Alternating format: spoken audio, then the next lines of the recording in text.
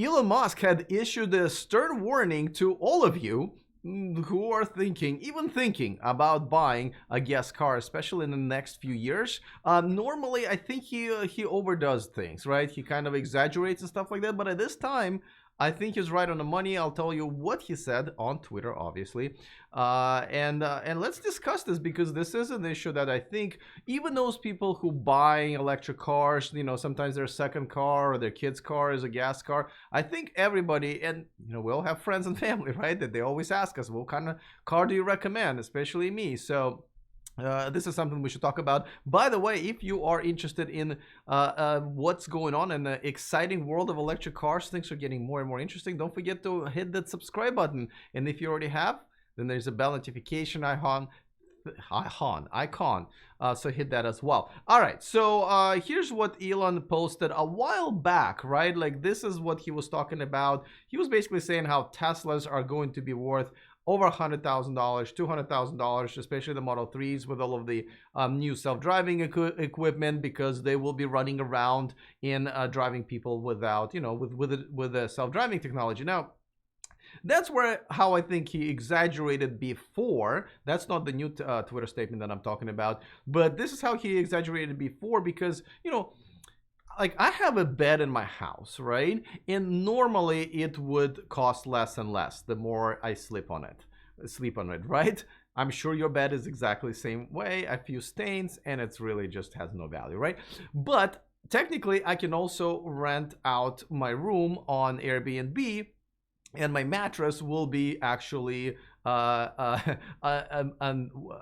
asset, right? So appreciating asset, as Elon put it, right? But that's not really kind of true, right? But because you can say that about anything. If you're going into business and you're investing money, whether it's a car or mattress or whatever it is, then you become a businessman or a businesswoman. So not everybody wants to do that. So if you got yourself a car, self-driving car, that doesn't mean that you want a bunch of people riding around in it, throwing up on the back seat, doing whatever they do in cars when no one's watching.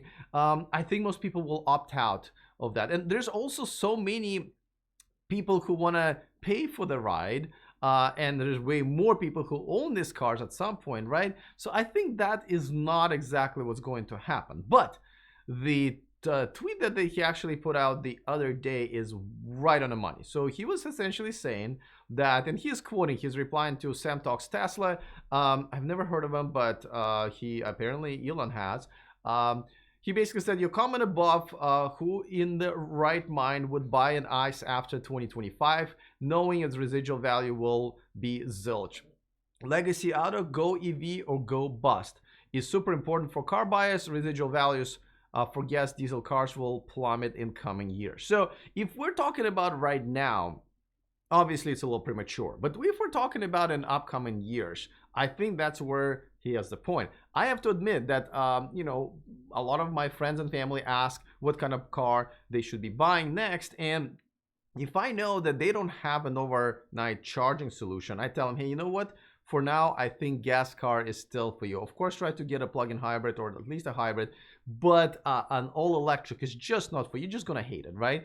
But I got to tell you, in the next 2 or 3 years, as the electric cars will become more and more popular, obviously, buying a gas car, knowing that, okay, let's say it's 2023 and you bought a gas car, you're holding on for 3, 4, 5 years. Now we're talking about 2028, where everyone's going to be buying electric cars and you're here selling your gas car. Obviously, your value will plummet. However, it's probably not going to be that easy. There are a few issues here that I think we're going to have to face that are really going to backfire at the electric car revolution. So let's talk about them. And of course, before I move any further, I should let you know that this video and this channel is sponsored by Avanex, the aftermarket accessories for Tesla. Check out the accessories for Tesla Model S. I had a lot of those when I had with the Model S, Model 3, and Model X. Obviously, Cybertruck and anything that Tesla is going to be producing is going to be there. You go to avanex.com and check out their merchandise. Use E for Electric as a code. Over $100 purchases, you will get a discount. All right, so let's talk about what are the challenges here with electric cars and whether or not they're going to be replacing gas cars that easily. Well, first of all, right now, as we already mentioned, the gas cars are just cheaper, right? Exactly same equivalent. Like, for example, Kia Niro, a gas version is much, much cheaper than an electric version. So even if that gas car will plummet in value at the end of its life, overall, you're probably going to end up paying less than if you were to purchase an electric car. So I think that is going to be the case for a while, right? I mean, this is a big topic in our community. When will electric cars will cost as much as the equivalent of gas cars? And it's probably going to be 3 to 5 years. So that's number one. Number two, and by the way, this is why you should be leasing cars. Now, there are tons of reasons why you should be leasing cars, especially if you're, keeping them for only a few years, and don't drive more than 18,000 miles a year, which I think is most people. But in this case, this is when the bank takes that responsibility off your hands. This is one of the few times when you can screw the bank, not the other way around, right? So, as I'm thinking about it, I'm thinking like, should I check for any kind of fees that they just charge me overnight that I don't notice sometimes until the end of the month? Anyway, so yes, this is something that you should let the bank worry about, and I think banks will catch up way after things will become what Elon is warning us about. So I think leasing, especially if you're getting a gas car, is definitely the way to go in the next 2 years. So now another thing that I should mention is that gas prices, right? Like obviously right now it's more expensive to gas the car than to charge the car in most of them, but as the demand for gas will subside and the demand for electricity will go up, it might be cheaper to fuel a gas car at some point. Now, we already having some issues here, like for example, Ionity. This is a fast charging network, kind of like superchargers for non-Teslas and for Teslas actually in Europe as well, as long as you have a CCS plug. Their price has just gone up by so much that a lot of people are reporting that it's actually just as much. It costs just as much to plug your car in on a long distance trip as it is to gas it. And I think that balance will start kind of going the other way around. We know Tesla last year raised their prices for the supercharging. If you don't have a free supercharging option in your car. And Electrify America also had their prices go up. Electrify America is a fast charging network that's growing very, very fast, and definitely is a great alternative to the Tesla supercharging network here in North America. So that's another thing where those gas cars that are at the end of their lives, but people will be selling them and saying like, hey, yeah, they're gas cars, but gas is much cheaper than electricity, and that's how they probably will retain their value. At least that I feel like that's pretty reasonable. Now, another thing that I should mention is that as electric cars becoming more like phones, more like our cell phones, right? The technology moves really fast. They can be updated with software.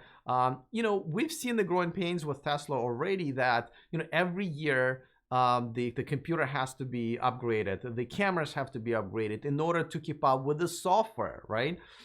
You can't have the latest and greatest software even if your Tesla is even like 2 or 3 years old, right? So because of such quick turnaround in development of these cars, I mean specifically Tesla, the problem that I see is obviously the fact is that just like with phones, the prices will start falling faster for electric cars as well. At least in the first, I think, 5 to 10 years as we are having growing pains. The reason I'm waving on my phone here right now is because, this thing, when I bought it, less than a year ago, I had to pay full price for it because I wanted the latest and greatest. I needed the best camera so I can, have a really good HD quality videos when I'm on the go, to show it to you guys. But now it's cost like 1/3, and I think that Google Pixel is just about to come out with a new version, even less, because this is still a good phone with a good camera. It was actually the best on the market less than a year ago. And this is what's probably going to be happening with cars in general. As the electric car pushing the technology evolves quickly, prices plummet. So I think those are the things we'll still end up dealing with in this transitional process and period. But I can definitely see those of you who are still buying electric gas cars in the next 3 or 4 years to think very, very hard, because those cars will obviously will be going down in price relatively quickly. And this is where I kind of agree with Elon. Do you agree with Elon on this? And when do you think it's going to happen? It looks like he is agreeing with 2025.